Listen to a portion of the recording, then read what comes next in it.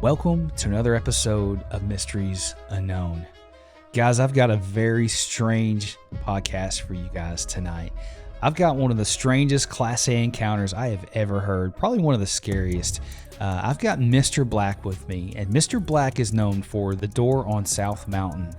He had an encounter with a Skinwalker while he was out there. He's went viral for talking about this door he discovered on the mountain. We're going to be talking about government cover-ups, but then we're going to talk about 6 dead bodies that he found burned up on a mountain when he was a firefighter back in the 80s. This is a very strange encounter, guys. You don't want to miss it. But before I jump into any of that, I just want to say thank you for being here, for being part of this podcast. I could not do it without you. If you've got an encounter or a mystery you want to send me, you can send it to me by email at mysteriesunknownpodcast@gmail.com. Let's jump right in the story. Mr. Black, welcome to the show. Hey, that's right, Mr. Black, the South Mountain guy, and thank you for having me here. It's an honor to be here, man. It's an honor to be here with Josh on the Mysteries Unknown. Yeah, man, I'm really excited to have you here. This is going to be a good one. I know that people know you for the mountain, the door in the mountain. So we're going to talk about a really unique Bigfoot encounter after that, but why don't you just walk us through this, how you found that, what led up to that, and tell us that story. Okay, well, here's how the story began. About 5 years ago, I was doing a podcast. I was doing inspirational videos on my podcast on the mountain.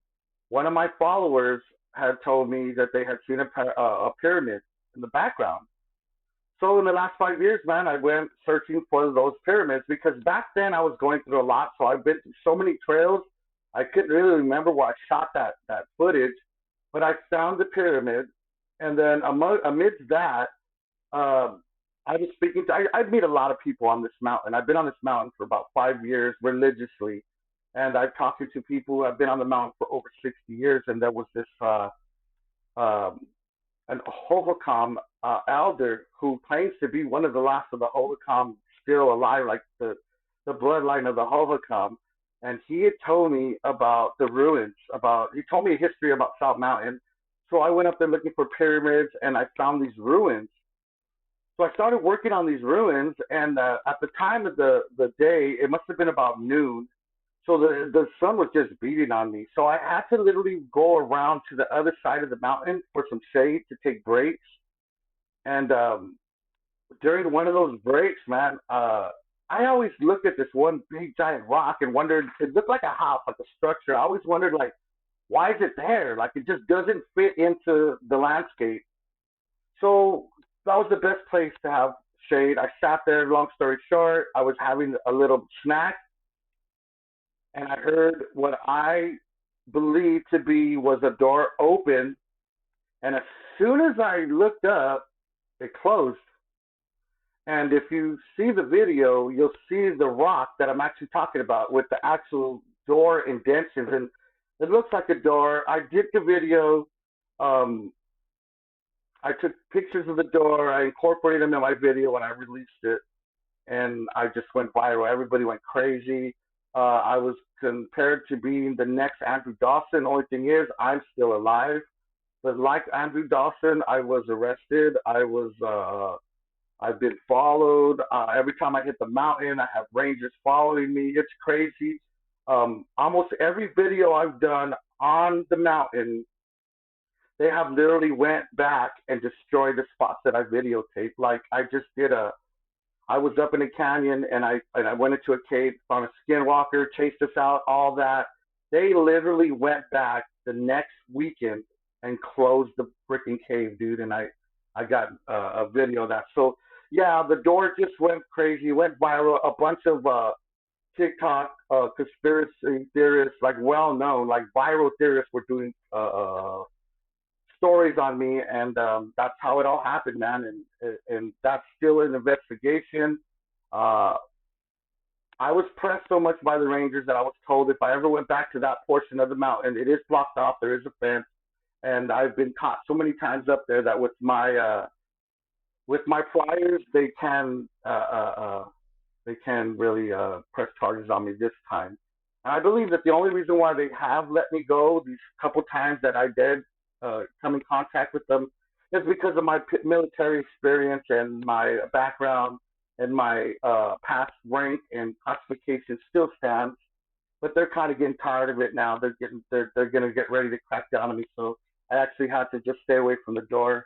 I don't do no more door videos. Plus, I was also chased off the mountain by a skinwalker, and I have that on video, and it was crazy. There's a lot to unpack there, and first of all, I just want to say thanks for your service, man. I appreciate what you did for our country. I've got a lot of respect for you guys in the military, so thanks for that. That means a lot to me. I know freedom's not free, but there's a lot there to unpack. But when you say you got chased off the mountain, and I want to get back to the door, but when you got chased off the mountain by a skinwalker, I don't know if you're open to talking about that, but I would love to hear about it. This was just recently, man. This was just recently. This happened about a month and a half ago. I was just so all my followers. I'm known as the South Mountain guy. For the last 5 years, I have been unlocking the secrets of South Mountain, unlocking the conspiracies of the Hohokam people living on South Mountain during the time of 300 BC and during 19. It was in 1933 that President Roosevelt came to South Mountain, declared it a national park, and literally blew up all the ruins of the Hohokam. And in the last 5 years, I have stumbled upon them ruins, and I have been exposing them. But I also been finding entryways into the mountain. My story is built around the conspiracy that South Mountain is a fake mountain. South Mountain was once a mining mountain, and now the government has taken over. They have built facilities inside the mountain. I have personally been inside that facility the first time that I was so-called arrested. So, yeah, I've just been exposing the mountain, and I found a cave. I found a cave, and my followers. Every time I do something, I always drag it. I always make it dramatic, and I always next video, part one, part two. But this one, I didn't have no time. Like as soon as I went in the cave, we saw the monster or the shadow. I saw a shadow. My cameraman saw a monster. If you look at the video, it's kind of like a reenactment of what we both saw. We went and looked at a million videos. There was no way. None of our cameras were actually working until we got out of the cave. So for some reason, the minute we went into the cave, the minute we saw the creature, the cameras were just acting weird. We were running. From gathering all the video that we did have left, I was able to capture the shadow figure. I call it a skinwalker, and I'll tell you why. But I was able to capture a little part of it as it chased me to the road. This thing shot out. It was just like shot out of the cave, dude. Like I don't know how to say it, dude. All I know is it was on us. As fast as we were running, there were three of us. It was on us, but for some reason, it stayed in the shadows. It stayed on the rocks. It stayed in the bushes.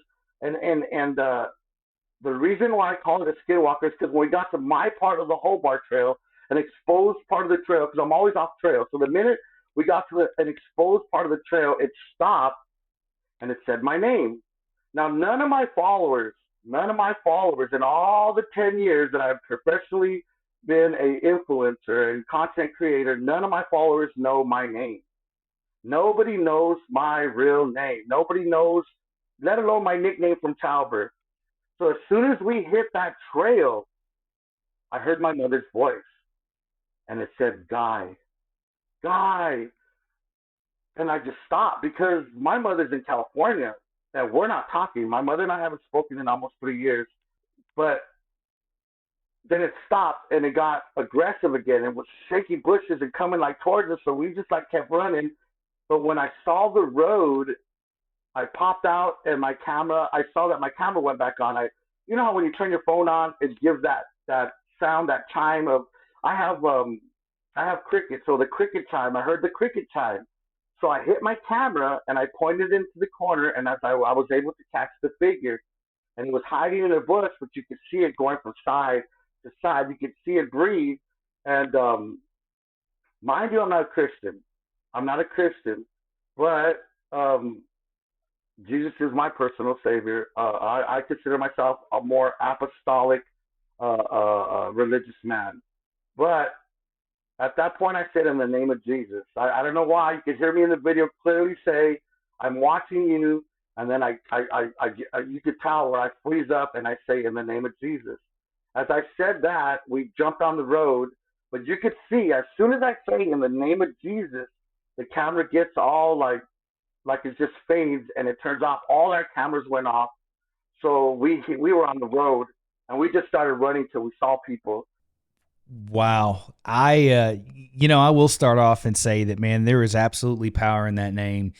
I hear so many encounters where people call on that name and these things disappear, they leave. Through all my research, like I said, I've I've delved into the giants and the old troll and all that, and I've always known through all my research that giants, trolls, demons, they're afraid of the name of Jesus. So my cameraman kept saying it in the name of Jesus, and so I eventually just said it in the video. But the crazy part is when I said it, both our cameras just drained, and it was crazy because I knew for a fact I carried two cameras, and one of my cameras died, but the other, my phone was like fully charged, dude, and it would just turn my phone off like that, like it would just turn it off, and the fact that it said my name like in my mother's voice, that's like that is something through my research that has been known what skinwalkers are known to do. They're known to take voices of people you know, sometimes even the shape or forms of people you know to get you. And being the fact that I'm in Arizona, we're a Navajo Nation, uh, uh, skinwalkers are not a very light topic in this town. No, a lot of people won't talk about them. I've never had anybody on my show that was willing to. So man, that's a really strange subject to me. And, I don't know what you do with that. Were you able to get any kind of description? What did this thing look like? I know you said shadow, but was there any kind of description? Yeah, okay. This is really gonna make you crazy because if you check out the video and I explain the story, if you go through the comments and listen to my comments, every time this shadow would hit a rock or a big enough surface to take a form, it took a different form almost every surface we saw. Like we only had so many times to look back, but every time I looked back, it was usually on a rock, on a big enough surface where I could see a shape it was taking. And it just took so many different shapes, but never a form of a person or an animal. It was just a black figure. But the most common shape was like a cloak. It was always cloaking, dude. No matter what shape it turned into, when it moved, it almost moved like in a cloak form, a black cloak. It was definitely a shadow figure. I did not see any kind of body parts or any kind of physical body form. It was all black. It was all shadow, and it was very aggressive. And the only time I ever heard it make a noise or speak was when it took the form of, I guess, my mother's voice, and it said my name, Guy, which nobody calls me. Nobody calls me Guy except my brother, my sister, my mom, and my wife. That's how sacred that name is. Like, that was my baby name. And she was like, Guy.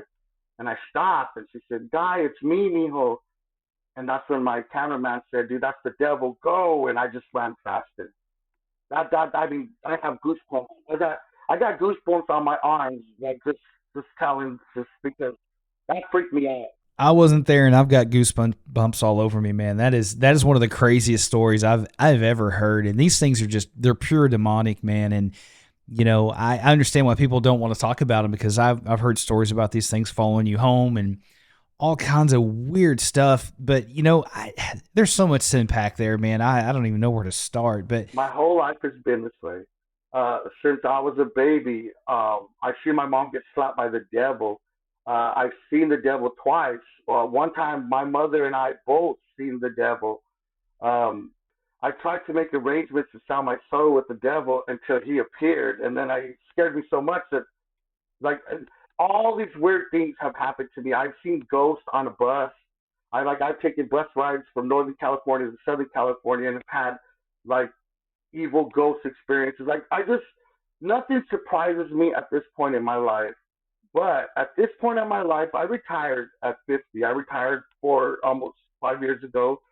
So for 5 years, I have been aggressively living out my childhood dreams, which is investigating and exposing government conspiracies and the paranormal and the supernatural. Even though I know that the government is watching me, Even though I know they took me in a room and showed me pages, and they have that stack that big of pages of all my. They're just screenshot printed of everything I've ever put out since I started this whole social media thing. Since I started releasing secrets about the government, about Bigfoot, about the Department of Forestry, knowing a lot more than and being a lot bigger organization than just a forestry organization, which I was a part of for a good 5 years. I was a Holotac. I was on Holotac crew. I was a hot shot for the Department of California Forestry Department, and that's how the whole Bigfoot thing came. I mean, nothing about the government surprises me at all. I mean, nothing would surprise me. I spent a long time in law enforcement, saw a lot of crazy things. So, you got to be careful. There's a lot of weird stuff out there, and of course, you know that better than me. I mean, you've experienced way more than I ever will. But talking about experiences, and I know we could do a whole podcast of what you just dropped, and maybe we will, and that would be great. But I'm really curious to hear this Bigfoot story, man. Like these bodies that you saw, man. I am ready to hear that. I know our audience is too. So, man, why don't you tell us a little bit about that? Okay, first and foremost, I just want to send a shout out to Smoke Nation Worldwide. That is my show, my podcast, my group. That is my partner right there, Space Nasty. And the first time I ever told that story was on our podcast, the Smoke Nation Worldwide podcast and live stream. But the first time I told it, it was with details. You know, when you don't think, I didn't think to call any of my members or to see if they were still alive or, names. I dropped names, ranks, and I just everything. So they kind of got banned, dude, at 85,000 plus. So let me just get to the story. When I was working for the Cali Department of Forestry, I was actually in the military, but I was like an inactive reserve. I was doing recruiter. I was a Navy recruiter, but I was a voluntary firefighter for the California Department of Forestry at the Butte Fire Center in Paradise, California, which the government just burned down. But that's a whole different story. Uh, I was stationed there, and we had a big fire back in the late 80s. It was the Wyoming fire. It took place at Yellowstone National Park. And this fire was so big that every fire agency in the United States had deployed. I'm telling you, every volunteer firefighter from California to New York, Canada was there. Um, the government called on the military. We had every branch of the military voluntary to fight this fire. It was so huge. It was like one of the biggest fires in wildland history. So I was on a hotshot crew, and by the time we got there, a lot of the bulk had been taken care of. It was pretty much under control. But what we deployed to a flare up. A flare up is when the fire circles around an area and it connects to the point where it just explodes. It's like a bomb, dude. It's like a nuclear bomb, and everything within that range is gone. And I don't know, mad love and respect to the hotshot crew out here in Arizona. This is the anniversary of their death when they died out there in a flare up. They died in a flare up, man. They just deployed their fire shelters too late. It just was a messy subject. That's not what we're here to talk about. But I had just deployed to a flare up. So when we get to the flare up, we do what we call a hot mop. A lot of us are just turning over charred, burned embers. We're putting everything out. A lot of us got these we call squirt bottles, but they're basically tanks that are on your back. They just squirt water. A lot of us have some that we carry and pump and squirt water. We're basically just cleaning up all the burnt and charred mess. In that situation, it's very common to run into animals, burnt animals, dude, like bears, deer, so many animals that we have to account for. Um, we have to get it all together, and get so that the Department of Agriculture could get a account of all the whole, the land loss of the fire. And in that process, one of my buddies, I was on crew two, mind you, we were crew two, California Department of Forestry, Butte Fire Center. One of my buddies who was on the mop, which is, believe it or not, is it's actually like a mop. It's a big giant mop, and we wet it, and it has like this powder in it. I don't know. It's like this retardant. It's like a fire retardant. and it's just to soak up all the hot spots. And he found what we first thought was a bear clan. It was crazy, dude. It was crazy. He called. We all ran over there, and what we saw, it looked like five bodies, five big bodies. Like even the little ones were big. So I mean, in all our experience as firefighters, wildlife firefighters, the common thing would be those are bears. We ran into a bear clan, but a lot of the firefighters were new, and I being an oldie, I was one of the veterans, and I just something didn't sit right with me in my belly because I've seen a million dead bear clans, live and dead, throughout all my experience in the forest, and I've never seen a bear clan bigger than four. The mother, the father, and they usually have two babies. Uh, when bears turn adolescent, they were all, I don't know, I guess when they come to preteen status, they usually leave the clan, dude. They usually go on their own, especially the males. But these were six, dude. They were like two big adults. If I had to explain them, they were two big adults, two little ones, and I want to say, I keep calling it a preteen, a middle, but they were all in a line. It was crazy. They were all lined up in the fetal position, and they were obviously dead. The fact that they were in the fetal position kind of made us think, well, maybe they are bears. Maybe two clans came together. They didn't know what to do. But the way they were lined up just didn't make sense to any of us. So as we were picking and prodding, I don't know how, dude. I don't know how, but the military showed up. Dude. The military literally showed up. It was like a chopper with a couple captains, and my fire captain went, my C1 and my C2 went to go talk to them. They did some pointing or whatever. Long story short, they wanted us out of there. They wanted us out of there like, you guys get away from the bodies. They had us stand like 50 feet away from the bodies as more military vehicles showed up. So we're thinking, the first thing I was thinking was like, this was in the 80s, so we're thinking like, I was thinking mad cow, some type of disease, some type of virus. Maybe it's like a mad bear. There's something wrong with the animals. That's what we were all thinking. Oh my God, we were exposed. There's something wrong with the animals. It's got to be a virus. The government knew about it. That's why they're here. And as the government pile built up, one of those, I keep calling them generals because I don't understand how the army was there so quick. We had military on the fire because we were all volunteer, military, but everybody had a job to do. Nobody was there to find Bigfoot or a virus. It was funny how they were just ready for that situation. Like, I'm telling you, it wasn't even 15 minutes that they had already took over the whole place. This big Jeep pulls up. This general gets out, screaming at our captain why we were still there.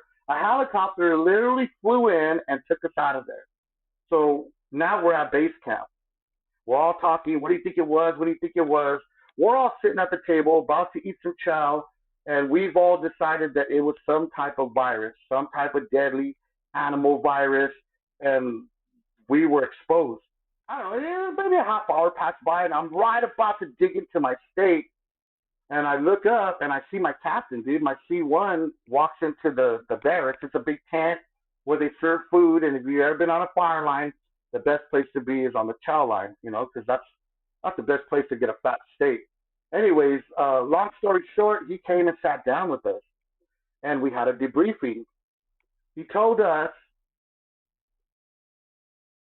that what we saw was a clan of bears. That's our story. We were going to stick to it no matter who asked us, if it was military, the president, alien, if God came down himself. Our story was we ran to a clan of bears. That's it. That's all we know. So we were cool. So we were getting ready to get our next orders. We were thinking they're going to put us back on the line because of what we did. Maybe we did something wrong. We weren't exposed to anything, so we were cool. We figured we were going to go back on the line because that's what you do. You work 40 hours, you get off for 4, and you go back on for another 40, dude. I mean, that's how it works on a fire until it's out. So we're getting ready to go back. Next thing I know, our C2 and C1 call us into the barracks, headquarters barracks, which is where the head honcho that's running the whole show, that's his tent. We were all called into there and told to pack. We had 15 minutes to pack and get on the chopper and get out of there. We thought they were taking us to another part of the fire. They actually took us to the airport in Wyoming and they flew us home that day. I mean, not even 24 hours and they flew us home, bro. They flew us home. The next, we had the weekend. We partied that weekend. I'm telling you, we partied hard that weekend. But Monday morning, our captains show up. They go into our barracks, and that's something your captain never does. The only time your captain ever enters the barracks, I mean the personal living quarters, is if somebody screwed up or if somebody passed away, if there's bad news. But they both came in, dude. They sat us all down, and my captain said, what I'm about to tell you guys, what I'm about to tell you can never be repeated. And anybody who repeats this could be in serious trouble. And I'm talking about members of every family dying. Then they busted out with these government contracts, and we had to sign these letters of confidentiality. The story I'm going to tell you, bro, is a story I'll never forget. Because when my captain told us the story, I'll never forget the look in his eyes, man. He looked like he had just seen the devil. And he was about to tell us that the devil is real. So he sits us all down and he says, look, man, the only reason why I'm telling you this is because I have to tell you guys what you've seen so that we can all sleep at night. And he looked like he was scared. He told us that after we left, a big military convoy van pulled up and 2 Bigfoot got out. And those 2 Bigfoot walked up to the high seniority military, I call them generals, and they spoke. The Bigfoot and the military were speaking, bro. They were communicating. What he said was that the Bigfoot made an agreement with the government that they were allowed to always reclaim their dead. So he says these 2 Bigfoot walked all the way to where the dead bodies were, to where there was a little bit of forest left. They made these whole crazy, crazy, crazy screechy sounds. Like he said, a sound he'll never forget, but one of the most scariest Bigfoot sounds you could ever hear. And 8 Bigfoot came out of the wilderness, bro. They picked up the bodies and they took them away. And he told us, whenever you're in a backcountry is something us firefighters like to do when we have time on our hands. I don't know if you know what a backcountry is, but what we do is we usually take a pack with for 30 days, and we go out and we live on a mountain where there's no trails, and we stay out there for 30 days. He told us, next time you're on a back trail, if you see a place fenced off, or you see those big electric towers where the mountains are, those are the places where they keep the Bigfoots. They have their own sanctuaries. He told us that they were allowed to retrieve their dead. He was swore never to say anything again. And then we don't know if he retired. I don't want to say his name. It got me in trouble the last time. But we never saw him again. I personally, professionally never saw him again. As we all left the fire station, because we all got older, we all moved on with our lives. I don't know if you know, but about a good 10 years ago almost, Paradise, California was burnt down. And witnesses say that a blue laser the whole time was shooting out the sky. They could see it at night. I don't want to say no names. I could say 3 letters, DEW. But my fire station that held all the files and records of everything I just told you was burned down to the ground. So there are no records to anything or anybody that's on my story. The funny thing is one girl from that crew, she found me in the comments to substantiate my story. But yeah, dude, that was my first experience with Bigfoot. That's why I always tell my followers I've never in my whole life seen a Bigfoot alive, but I have seen Bigfoot dead. I've seen 6 dead Bigfoots, 2 adults. I call it. We all called it the preteen and 2 babies, and they were dead as doornails, and they smelled like cooked meat. Their hair was just. It was the foulest smell you'll ever smell. It's like I'm from South Central LA in Long Beach, so I know what a dead body smells like after a few weeks. It smells worse than that. Just picture that smell burnt. It's one of the horrible smells you can smell, and I get really emotional when I tell that story. Number one, because it was true. Number two, because I know a lot of guys on that fire crew are not alive to tell that story today. But if they were, I think they would be still as scared as I am today. And every time I tell that story, the female that was on our fire crew that substantiated my story, that came out of the dark and said I was on that crew, this guy is not lying. Uh, to this day, she won't tell the story. She'll never say a word because she actually believes that the contracts we signed are valid to this day. And the reason why I tell my stories is because 8 years ago they found a tumor in my brain. The doctor gave me 7 years to live, and I'm still here. So the way I look at it is I have nothing to lose, but the world needs to know my interpretation of the truth according to my research, my experiences, and according to the truth. And the truth is, my story is if the government is watching you, they've been watching you since you were a child. You bring up a lot of good points, man. And first off, I want to say that, it's a miracle that you're still here. And I'm glad you're still here, man. And I think that, God has a lot to do with that. And I'm glad that you are sharing your story, that you were brave enough to come forward and share that. Man, that is a wild experience. And, you've seen a lot in your lifetime. I want to know in 1980, when that happened and you saw that, how did that experience change your life? And had you heard of Bigfoot before that? What was your thoughts before that? And how did that change your life? As a firefighter, as taking that lifestyle into the forest, when you're a wildland firefighter, you are literally going to live in the forest for 2 years. Your whole life is going to be the forest. So it hit me like there's like 2 ways it hit me. One, it just substantiated all my stories, like from being in the forest, hearing the knocks, and being around people, Bigfooters that actually spend their lives looking for Bigfoot. It's my own testimony that all the things that these people do are for a reason. A lot of them have never seen Bigfoot. A lot of them dedicate their lives to at least one experience so that they can die knowing that this part of their life was genuine. That's one. And then the other reason is because I know the devil's real because I've seen him. I know ghosts are real because I've encountered them.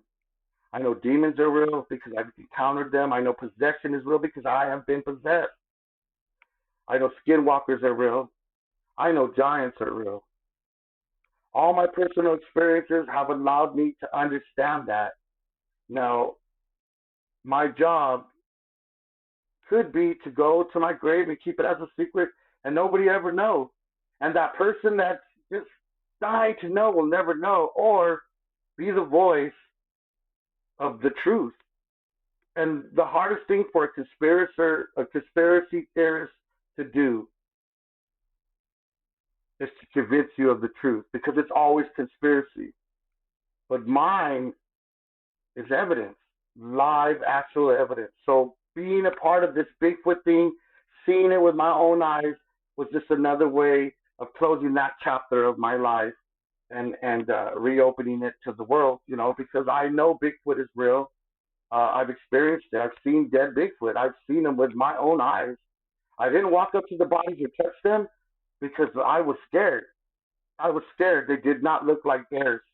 Those torsos, uh, the closest thing, like a bear would have to be literally standing up all the way up tall to look like what we've seen laying down. And if I had to put my life on it, I would put my life to say that Bigfoot is real. I believe it's bigger than just an animal running around. I believe that they were us. The government knows it, and the government protects them. That because the government knows that they are part of humanity, or a part of humanity, and that's why the government protects them. It's a strange world, and there's a lot of unknown stuff out there, man. And I personally think that they're definitely more than flesh and blood. They're supernatural. I think that they're either Nephilim, fallen angels. There's just a lot of different things that we could do to talk about with that. But man, I'm glad that you're choosing to come forward with these experiences and that you're talking about these, because I think people need to know. And I started this whole thing to give people that safe platform to share their encounters, because man, if you're walking around with that stuff, it eats at you. And you brought up something earlier that's a really good point. You chose to come forward and talk about your experiences. It makes you wonder how many people sit back and they never talk about it and they take it to their grave. But then you got the other people that are wanting these answers. And I'm like, how many people are walking around with these answers and they just won't talk about them? So I'm glad you decided to talk about it. I think the problem is as you move on with your life, um, people just want to protect their families and their loved ones. And another thing is they want to protect their status. Anybody who says I've seen Bigfoot is automatically labeled a loony, or there's something wrong with them, or they're delusional. And that's a lot of us firefighters, forestry people who have experienced, because this was only my first, but I know a lot of people that have Bigfoot stories. All my buddies in the forestry have great Bigfoot stories. Compared to mine, these have really good Bigfoot stories. There's some really good Bigfoot movies out there that are pretty accurate, dude. You just got to find them, and I'm telling you, people stay quiet because they're just trying to protect their loved ones and themselves. I got to the point where my wife was like, dude, you're 55 years old. Do what you got to do. You want to be, if this is your thing, then do it, because I am not going to be on my deathbed telling secrets and exposing. I promise you, before I die, everything I know to be fact, to be truth, I will have already exposed. Because when I'm on my deathbed, I'm just going to be saying goodbye to my loved ones. Yeah, I think that's a good way to live. That's the best way to do it, man. And you don't want to have any regrets. And I think your wife gave you some really good advice, man. Just if this is your passion and that's what you want to do, then I think you ought to go for it. And you're obviously doing it. You've exposed so much and talked about a lot and share a lot of really unique things with the world. And you're right about the government, man. They're definitely not your friend, and they definitely watch, and you never know who they're watching and what that entails. But I was telling you earlier about the gentleman that come on my show and had all these strange encounters, and he was like, one of the strangest things that ever happened was when the government started to show up on my property and started watching me. I know another researcher that I won't say his name or anything, but he said he was out at one of the spots that he searches, and there was people popped up there, and it's like, why are they so involved with all this stuff? And so, you brought up some good points, and it makes you sit back and wonder. And these are the things that keep me up at night. But man, I definitely want to have you back on. I know there's a lot more that we could talk about. And man, your encounter was one of the most interesting, incredible encounters I've ever heard. I've never talked to anybody who has seen a dead body. So that's really, really interesting. But man, Mr. Black, be safe out there, man. Stay in contact with me. If you see something in the future, let me know. Heck yeah, dude. And like I said, dude, if you stumble upon a story on my page you want me to cover, I'd be happy to cover it. And also, if you ever want to do a part two, it'd be my honor to come back and share it with all your followers, man. I wouldn't mind letting anybody that wants to know these stories and anybody who wants to know this information. I'm here, man. I'm here. I don't charge. I've never been known to charge any podcast for my stories. I get paid on TikTok, man. Everything I do on TikTok, I get paid for. So that's just, like I said, I don't charge for podcasts. I do as many as you guys like, as many as you want. I'm happy with that. That is that's my role, man, to free my information for anybody who's willing to listen and anybody who needs to hear this so that they can sleep at night. Everybody needs closure, man. I'm going to tell you like this. When it comes to conspiracy, everybody needs closure. That's what this is all about, man, because a lot of us are up all night researching. I've done hours, countless of nights researching because I hate spreading misinformation, man. That's why I only spread my personal experiences. Well, yeah, man, I'm glad you did. Thanks for taking the time. I know you're a busy guy, and you know, it's a great thing that you're doing to share this information and get it out there. So that was great. I that was so awesome, and I appreciate everybody being here, and just thanks for hanging out with us. And we definitely will have Mr. Black back. There's a lot of questions that I've got and a lot of things we can dig into, and we definitely will. So guys, I appreciate you. Thanks for all the support. Thanks for being here tonight. You know I'm going to say it. Stay prayed up. We'll see you in the next episode.